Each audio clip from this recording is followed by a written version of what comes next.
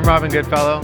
My story on how I ended up in the hospitality industry might be similar to about 90% of people. I was trying to pay my student loans and pay for school while in university. I bartended throughout undergraduate school at U of T, into graduate school as well. And when I was done my master's, I realized that I kinda am over school.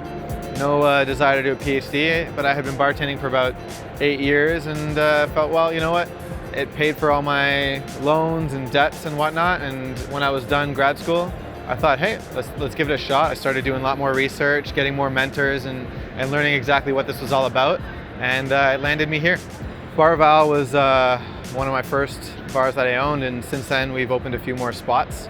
Grant, one of my partners, has definitely opened up many spots in the last few years, and you know, that's pretty admirable. My motivation for expanding is a little bit different. I know a lot of people like opening new spots, you know, for whatever financial reasons. My motivation is I love training, I love teaching, and that goes back to my academic background where I really loved being a TA, and I love taking time and showing people the ropes or giving them basically the opportunity to grow and to fend for themselves, to be honest. So what I like now is that Raval and Prettyugly and Harry's and a lot of the events that I do and the new spots I'm opening soon, Paradise Theater and my new place at King in Portland, I like the idea that I can take a tight-knit group of people who work really well and are extremely talented and just grow our own little community. I think the hospitality industry has always had owners on the top and the money trickles down, but I definitely want to see us all move forward together.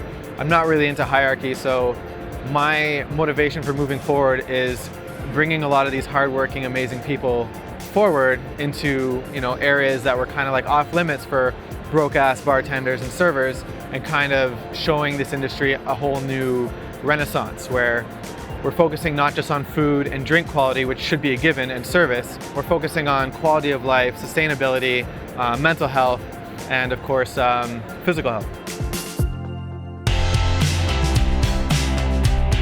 I think the difference between our locations and new places that keep opening, but I will say Toronto they've just shown up in the last 4 or 5 years in incredible talent. Like I now, when I'm out traveling, it always used to be so inspiring and so amazing, and you come back home and you tell everyone, but now sometimes when you go to some of the top cities in the world, I can't wait to come home to Toronto. So the quality in Toronto is amazing.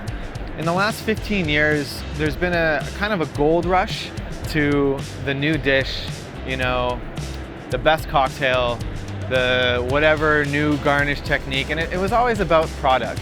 And I think the next renaissance or gold rush is going to be a little bit more philosophical or a little bit more deeper, theoretical than that. And I think what separates us is the fact that all of these amazing books on how to cook and the best steak and the best recipe and, you know, forage, farm to table, and all these buzzwords that, you know, have been trending, they're going to be a given in decent bars. And what we've been doing this whole time is understanding that no matter what book you read or what historical or traditional recipe has been proven to be the best, the guests will tell you what they want.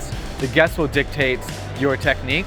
And if you make a Negroni 1:1:1 and a guest finds it too sweet or not sweet enough, if you explain to them that, well, this is a recipe from 1919, and you try to alienate them and tell them that they're wrong with their opinion, I think your bars or restaurants are going to end up being very empty.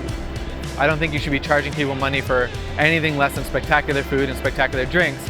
But if someone wants one of my drinks slightly more acidic, we hit it with more acid. If someone wants something slightly more sweet, we do a few drops of sugar, and that doesn't define me. That doesn't make me any less of an owner or a bartender. But I think that makes people comfortable to come back because I'm willing to bend our rules or our textbooks to them. So creating a new brand or a new concept, I don't know if there's a set cue or some kind of checklist. I will say that what it does for me, or how I know that I got to do something, you know, it definitely, you feel it in the pit of your stomach, but what that comes from typically is understanding there's like a market gap. It's definitely not trends. I don't follow trends or feel the need to jump on stuff like that, but if you have been in a certain area for a while, like I'm born and raised Toronto, so I've been able to see this city inhale and exhale and expand and grow for 30 years. You kind of know what's missing.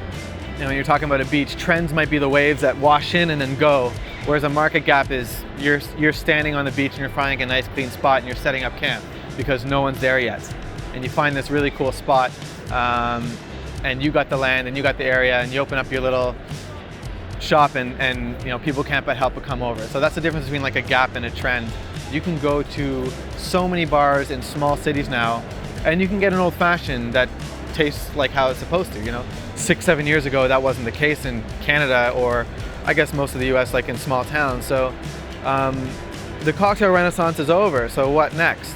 I think what really matters now is appealing to the masses, and I think, you know, there's a lot of bartenders who aren't drinking a lot anymore. I don't do shots, and I haven't been doing shots in 2013, and explaining that to bartenders as a bartender that I don't do shots was hilarious. You know, they would always freak out and demand some sort of explanation, like I was some sort of weird alien from another planet, like here to ruin their night or something. But now it seems like a lot more common. Bars should definitely cater to people who don't want to just show up to your bar and get wasted, which is what a lot of people do. You know, you make money from shots and all that stuff. I've been working with non-alcoholic drinks for just over 2 years now. We call them placebos instead of mocktails, so not to alienate people who don't drink, because as you know, bucks and sours and cocktail and juleps and all these different classifications of drinks exist, and you know, why not just have another classification for a drink that doesn't have alcohol? So instead of calling it mocktail or non-alcoholic or zero proof, which is a comparison to alcohol as being the norm, I think just another drink that's thoughtful and not sugary should exist in these bars. So providing healthy food, you know, non-alcoholic options. Basically, you know, you should be able to go to a bar and party and listen to amazing music, have awesome conversations, dance till you're super sweaty. But that has nothing to do with getting wasted or being super full, in my opinion. God forbid you finish a 7-course tasting menu and don't feel like you have to rush to the washroom. You can feel light and amazing, so you can show up for your 6 a.m. spin class the next morning, or you can still feel sexy and healthy the next day. Like, I don't think restaurants should provide a means to feel drunk and full. You know, like, you should be able to really enjoy yourself on multiple levels, not just taste and consumption, but also physically well as well. So I think that, you know, we don't have to separate these into different locations. You can show up to my bar and have a Guinness, have a boozy 3-ounce brown stirred cocktail. You can also have a placebo, maybe a, you know, some sort of like really light dish, or you can fill yourself up. You have the option, it's up to you. And I think proprietors should definitely start catering to everyone who wants to be healthy or, you know, celebrate. It's up to you.